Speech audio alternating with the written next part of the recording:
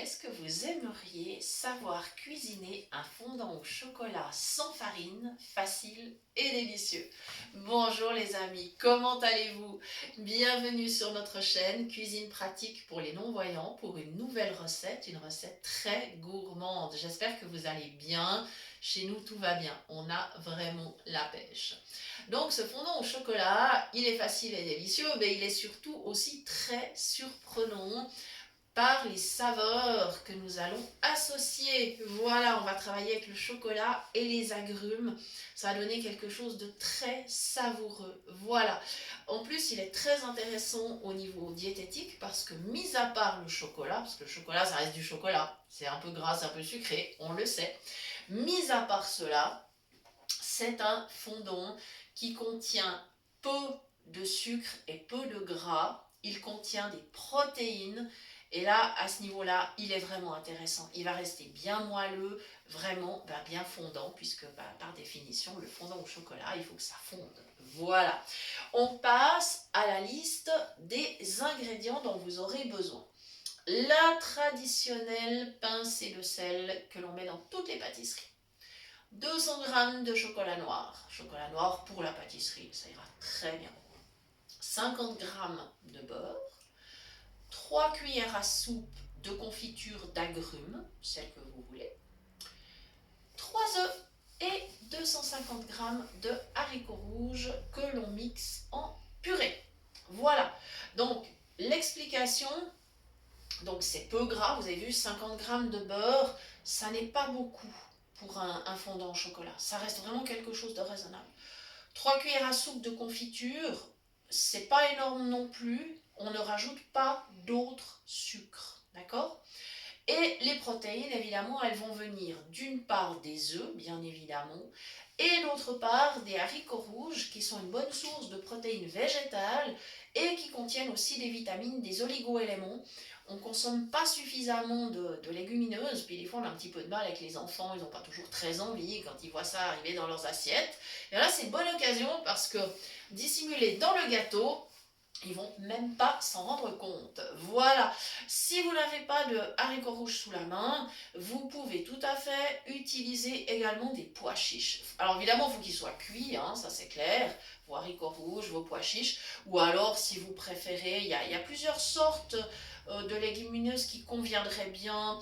Vous avez le haricot borlotti, vous avez le soissons, hein, je veux dire, c'est assez neutre, le haricot blanc, enfin voilà. Vous avez le haricot noir aussi, il n'y a pas de problème. Donc vous avez vraiment plusieurs possibilités. N'hésitez pas à varier. Voilà. Je n'ai pas testé avec la lentille. Pourquoi pas? Je pense que la lentille corail, pourquoi pas? Mais j'ai pas testé. Donc, à vous de me dire peut-être si vous essayez. Eh bien, vous me direz peut-être dans les commentaires ce que vous en avez pensé. D'ailleurs, ça nous ferait très plaisir si dans les commentaires vous nous dites, par exemple, quelle confiture vous avez utilisée, si vous étiez sur une confiture d'agrumes, si vous avez préféré une confiture de framboise ou d'abricot ou autre, ça serait vraiment intéressant de le savoir. Et puis, oui, surtout un retour sur votre expérience, si la recette vous a plu, si vous avez vraiment eu du plaisir à la préparer et à la déguster. Voilà, donc dans ma casserole, il y a déjà le chocolat, le beurre, la petite pincée de sel, et c'est la première étape, on va faire fondre. Voilà. Dites-moi aussi dans les commentaires si vous appréciez le fait que je vous donne des informations sur la diététique, la nutrition. Voilà, moi je le fais avec plaisir parce que c'est dans mes compétences, mais voilà, dites-moi si vous appréciez ou si au contraire ça vous ennuie. Voilà, comme ça me permettra d'adapter en conséquence. Voilà. Donc on est parti. Alors, j'ai mis mon feu là à fond, mais je vais bien sûr baisser assez rapidement. Je veux pas que ça brûle, hein, ce serait dommage. Parce que alors là, après on aurait un petit goût de brûlé qui serait pas agréable du tout dans notre gâteau. Voilà. Et le temps que je fasse ça, je pense qu'on va faire une petite pause et comme ça mon mari va se déplacer pour filmer depuis un autre angle parce qu'après je vais surtout travailler sur la table. Voilà, donc on se retrouve dans une petite seconde. Voilà, on se retrouve pour la suite de la recette. Donc, mon chocolat, mon beurre sont fondus complètement. J'ai ajouté mes 3 cuillères de confiture d'agrumes. J'ai bien mélangé pour bien tout amalgamer, que ça se passe bien. De toute façon, c'est pas compliqué parce que la confiture, en fait, sous l'effet de la chaleur, elle demande qu'à redevenir liquide. Donc, il n'y a vraiment pas de problème. Voilà. Et maintenant, je suis donc sur la table. Je ne suis plus sur la cuisinière. Et je vais aller chercher mes œufs, mes 3 œufs que j'avais préparés à l'avance. Voilà, pour gagner du temps. Comme ceci. Donc attention, je vais positionner mon bol au-dessus de la casserole. J'y vais, ça y est.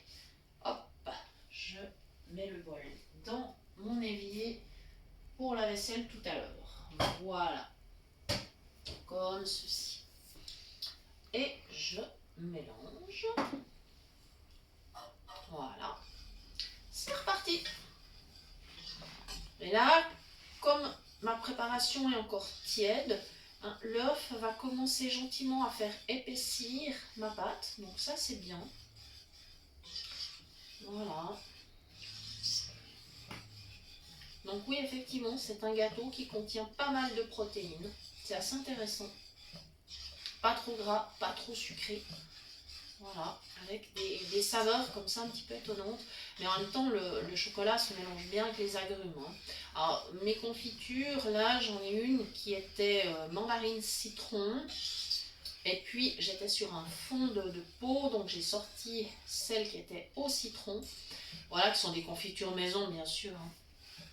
Et en fait, la toute première fois que j'avais vu dans une recette qu'on pouvait mélanger du chocolat et du citron, je me suis dit, quelle horreur, jamais je ne ferais ça.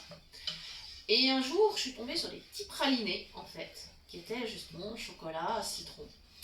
Et franchement, depuis ce jour-là, je suis devenue complètement accro à ce mélange. C'est vraiment épatant, en fait.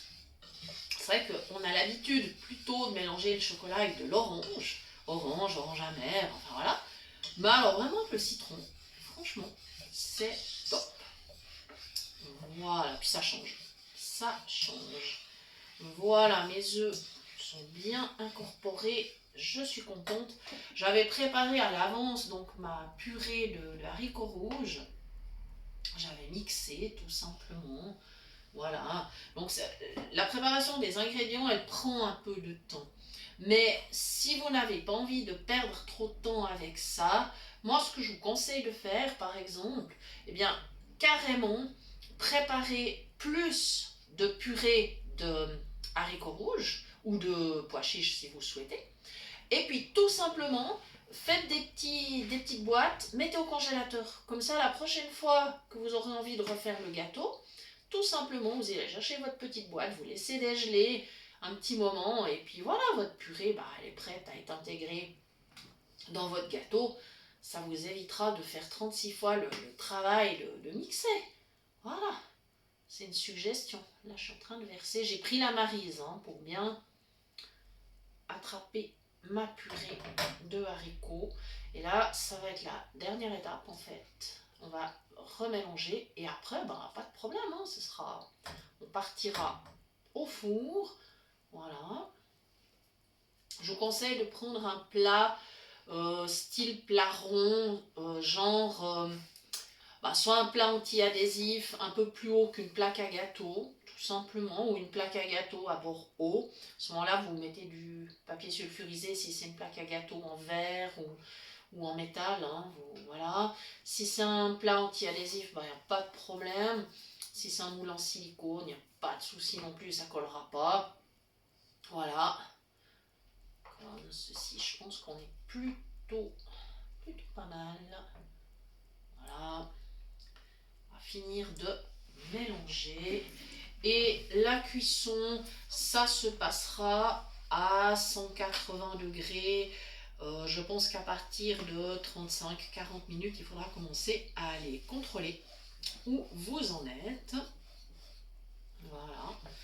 Et là, j'aurai une consistance qui est très intéressante. en ayant ajouté mes haricots. Alors au niveau du service, bon, première chose évidemment, on va le laisser refroidir, ça c'est sûr, hein. Et ensuite, bon, rien ne vous empêche après de le réchauffer un petit peu si vous souhaitez le servir tiède. Ça, c'est pas un problème. Le laisser refroidir, l'astuce, c'est pour pouvoir mieux le découper. Voilà, c'est mon astuce pour pouvoir mieux le découper.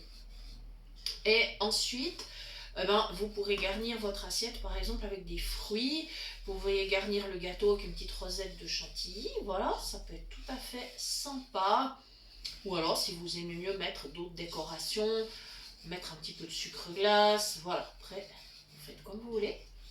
Voilà, ma pâte est belle, je suis très contente. On arrive gentiment au terme de la recette. J'espère en tout cas que ça vous fera plaisir de le préparer et vraiment n'hésitez pas à nous dire comment ça s'est passé et si c'était bon, si vos enfants ont adhéré ou pas.